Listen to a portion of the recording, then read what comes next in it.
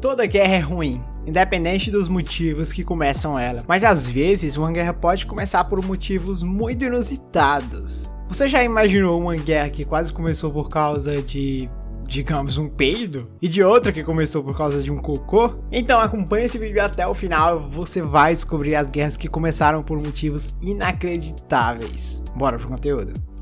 Guerra da Barba. O rei Luís VII da França se casou com Eleanor, duquesa de Aquitânia, em 1137. Ele recebeu duas grandes províncias francesas como um dote pelo casamento, que foi feliz durante alguns anos até o rei participar das cruzadas. O rei era bem barbudo, mas quando retornou da viagem, a sua cara estava lisinha. Eleanor não curtiu nem um pouquinho a novidade, e vocês achando que a veneração aos homens de barba era coisa atual, hein? E o casal brigou tanto que acabou se separando. Eleanor foi para a Inglaterra e se casou com o rei de lá, Henrique II. Só que daí ela pediu a devolução das terras dadas como dotes no primeiro casamento, levando os dois países a entrarem em guerra. E o pior é que a batalha durou 301 anos, com a França saindo vitoriosa.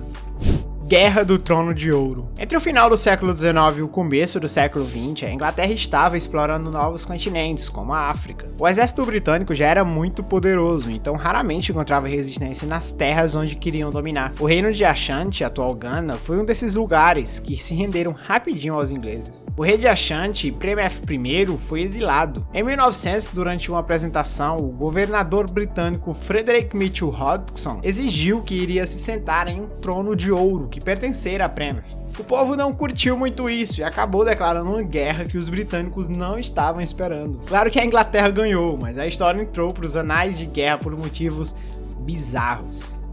Guerra da Padaria. Tudo começou em 1828, quando o confronto civil no México supostamente destruiu a padaria de um chefe francês que morava por lá. Ele alegava que os responsáveis pelos danos foram oficiais do exército do país. O chefe tentou a reparação e nunca conseguiu. 10 anos depois, ele reportou o caso ao rei francês Luís Felipe I para que ele tomasse alguma providência. Como a França já estava irritada com o governo mexicano por conta de calotes em empréstimos, essa história serviu como uma gota d'água. Os franceses tomaram o porto do país latino e o confronto armado começou. Ele durou apenas um ano e terminou quando a Inglaterra interveio em um acordo de paz.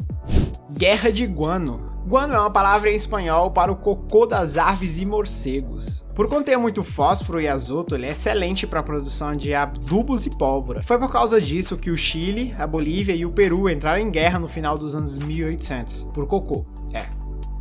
É difícil de acreditar. Um grande depósito de guano se encontrava no deserto do Atacama, principalmente em terras peruanas e bolivianas. A Bolívia, entretanto, não tinha dinheiro e nem equipe para explorar esse recurso, por isso contratou empresas chilenas para esse serviço. Com o passar dos anos, os países começaram uma disputa para ver quem tinha mais autoridade sobre essas fezes. Peru e Bolívia fizeram um acordo secreto que beneficiaria principalmente o primeiro país. Só que para isso, a Bolívia precisaria acabar com a mão de obra chilena e tentou fazer isso através do aumento dos impostos cobrados do Chile para a exploração do material. Os chilenos ficaram possessos e dominaram a região, levando os outros dois países a declararem guerra. O Chile tinha mais poder armado e ganhou a batalha, algo que fragilizou as economias do Peru e da Bolívia por décadas e tem reflexos até hoje na região.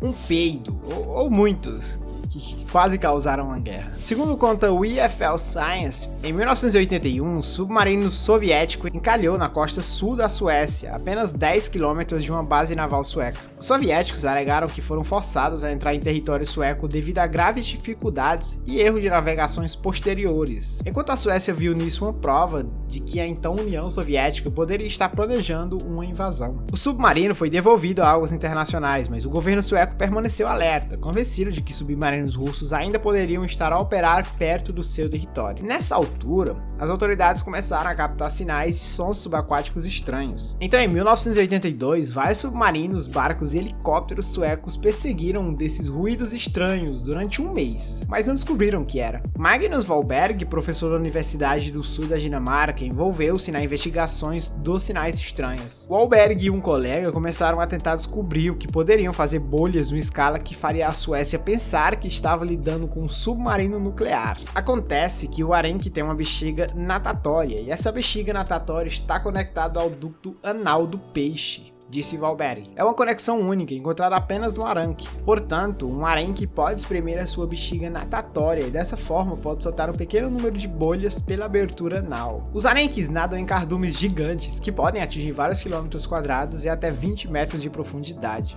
Quando algo perto deles os assusta, podem gerar muito gás. Então, para provar sua teoria, o Valberg comprou um arenque, aplicou pressão e o animal fez um barulho. Era a combinação perfeita para o barulho que estavam ouvindo. A boa notícia?